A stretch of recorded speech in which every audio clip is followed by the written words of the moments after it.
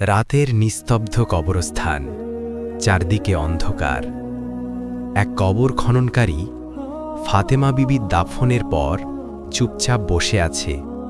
হঠাৎ মাটির নিচে কোথাও থেকে ভেসে আসে আজানের সুর। সে ভয়ে চারপাশে তাকায়। কবরস্থান নিস্তব্ধ, কিন্তু শব্দটি আরও স্পষ্ট হচ্ছে। কবর খননকারী দৌড়ে আসে ইমাম সাহেবের কাছে, কাঁপা গলায় বলে, হুজুর, যে মহিলাকে আজ দাফন করলাম তার কবর থেকে আজানের শব্দ আসছে। মানুষ জড়ো হয়, সবাই শুনতে পায় সেই সুর। কেউ বিশ্বাস করতে পারছে না। লোকেরা অবাক হয়ে বলে, ফাতেমা বিবি তো খুব সাধারণ মহিলা ছিলেন, কখনো জোরে কথা বলতেন না। এমন সম্মান তাকে কেন দিচ্ছেন আল্লাহ?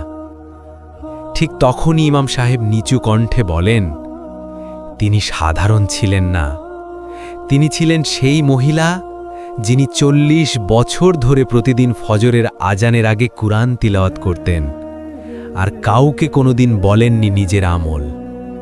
মানুষ স্তব্ধ।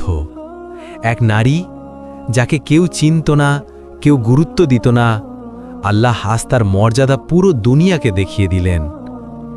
হঠাৎ আবার আজানের শেষ অংশ ভেসে আসে। পুরো কবরস্থান ভরে ওঠে নূরের শীতে। ইমাম সাহেব শান্ত কণ্ঠে বলেন, দুনিয়ায় লুকানো আমল আখিরাতে আল্লাহ প্রকাশ করে দেন। কোরআনের একজন সত্যিকার সাথী কখনো একা থাকে না, কবরেও না, হাসরেও না।